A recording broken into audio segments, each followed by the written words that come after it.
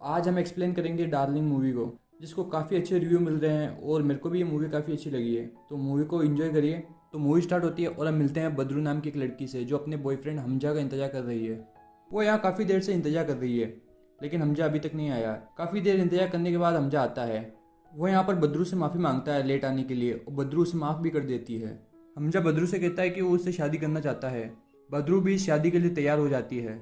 इसके बाद वो शादी कर लेते हैं। अब हमें 3 साल बाद का सीन दिखाया जाता है। हमजा से शादी करने के पहले बद्रू ने बहुत सारे सपने देखे थे, जैसे एक अच्छा पति और उसकी अच्छी जिंदगी। लेकिन शादी के 3 सालों में ये सब कुछ बदल गया था। अब हमजा और बद्रू के बीच में प्यार कम और टकरार ज़्यादा होती है। हमजा यहाँ पर बद्रू को छोटी छोटी बातों पर मारता है, यहाँ तक कि खाने में नमक ज़्यादा हो जाए तो भी उसे मारने लगता है।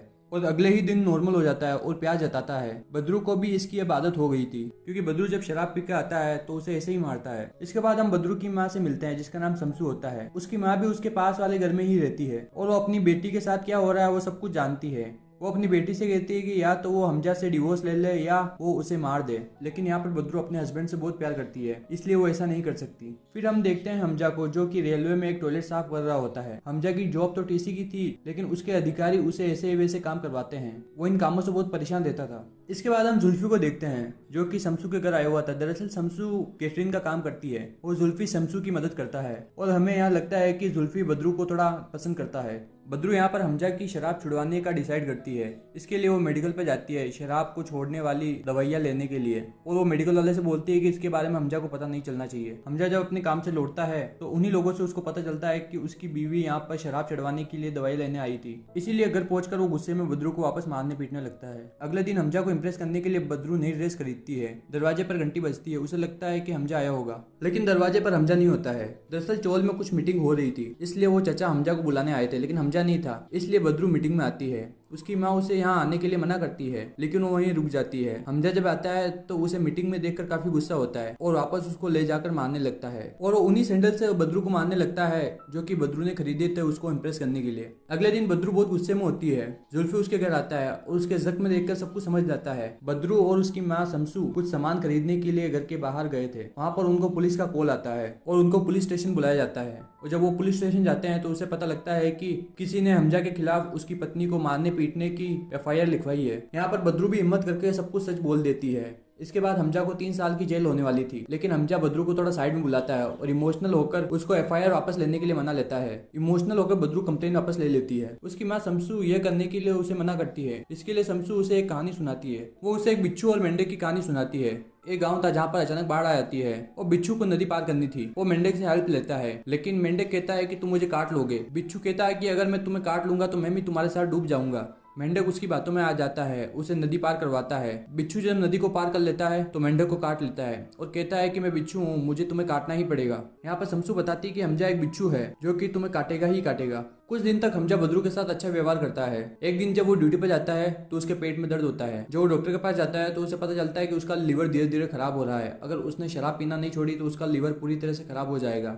अगली सुबह बद्रू हमजा को बताती है कि वो प्रेग्नेंट है और माँ बनने वाली है, और वो ये बात अपनी माँ को भी बताती है। एक दिन हमजा को एक पुलिस वाले से पता चल जाता है कि उसकी कंप्लेन जुल्फी ने की थी। हमजा को लगता है कि बद्रू और जुल्फी का चक्कर चल रहा है। ये कंफर्म करने के लिए वो जुल्फी से कुछ ऐसे सवाल पूछ जाता है जिससे उसकी जबान लड़खड़ा जाती है और उसको कंफर्म हो जाता है। जुल्फी बद्रू को बता देता है कि हमजा को एफआईआर के बारे में सब कुछ पता चल गया है। बद्रू यहाँ पर डर जाती है और बाथरूम में छिप जाती है। हमजा घर आता है और बद्रू को किसी तरह बाथरूम से निकालकर उसे बहुत मारता है, यहाँ तक कि उसे सीढ़ियों से धक्का दे देता है। और ज्यादा मारने पीटने की वजह से बद्रू का मिसकैरेज हो जाता है, मतलब कि उसका बच्चा पेट में ही मर चुका है। ये सुनकर बद्रू बहुत दुखी होती है और रोने लगती है। अगले दिन वो डॉक्टर के पास जाकर नींद की दवाई लेती है और अपनी माँ को फोन करके अपने घर बुलाती है। जब शमसू घर पहुंचती है तो हमजा को बंधा हुआ देखती है। बद्रू कहती है कि बस पानी अब सर से ऊपर निकल चुका है, अब वो सहन नहीं करेगी, और वो बद्रू के सर पर एक पेन मारती है। अगले दिन जुल्फी बद्रू के घर आता है। वो बद्रू के जख्म देखता है और वो कहता है कि तुम्हें अपने पति को डाइवोर्स दे देना चाहिए, लेकिन वो देखता है कि यहाँ पर हमजा ही बुरी हालत में है। इसके बाद बद्रू भी हमजा के साथ वही करती है जो हमजा बद्रू के साथ करता था।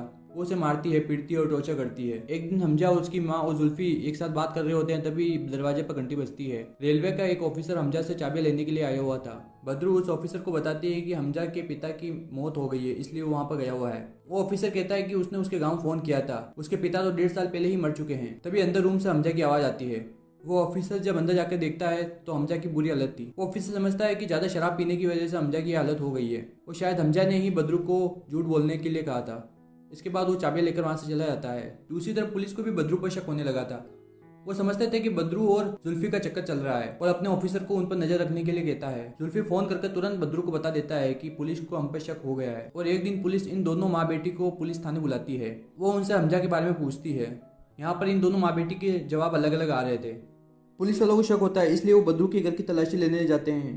पुलिस वालों को यहाँ पर हमजा नहीं मिलता है। दरअसल जुल्फी को यहाँ पर हमजा ने कहा था कि उसे छोड़ दो, वो अपने गांव चला जाएगा और वापस यहाँ पर कभी नहीं आएगा, इसलिए जुल्फी ने उसे छोड़ दिया था। पुलिस वाले यहाँ पर जुल्फी से सवाल जवाब करने लगते हैं और ये दोनों माँ बेटी जुल्फी को ही फंसाने लगते हैं। पुलिस के जाने के बाद जुल्फी उनसे साफ साफ कह देता है कि मैं बद्रू से नहीं शमसू से प्यार करता हूँ।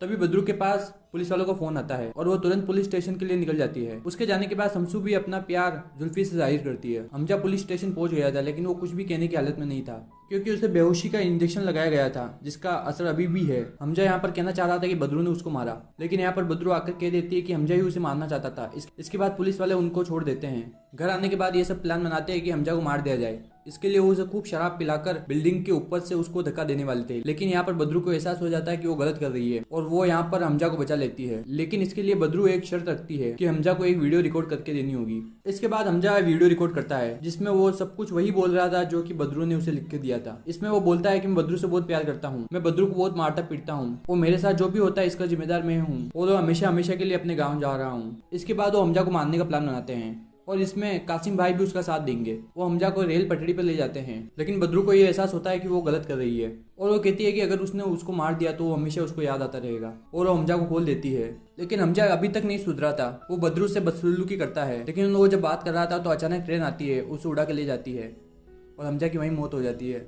अब बद्रू को भी इसके लिए बुरा नहीं लगेगा कि उसने उसको मारा, क्योंकि हमजा तो खुद ही मरा है, क्योंकि ये तो एक एक्सीडेंट था। इसके बाद हमें हमजा का फ्यूनरल दिखाया जाता है और ये साबित हो चुका था कि हमजा ने आत्महत्या की है, जिसका सबूत था वो वीडियो जिसको बद्रू ने थोड़ा बहुत एडिट कर दिया था, जिससे ये साबित हो जाता है कि उसने आत्महत्या की है। मूवी के लास्ट में हम देखते हैं कि बद्रू अब आज़ाद हो गई थी, वो अपनी ज़िंदगी को जैसे चाहे वैसे जी रही थी और इसी के साथ ही मूवी यहाँ पर खत्म हो जाती है। उम्मीद करता हूँ आपको हमारा एक्सप्लेनेशन अच्छा लगा होगा। अगर वीडियो पसंद आती है तो लाइक करके सब्सक्राइब कर देना। Thank you.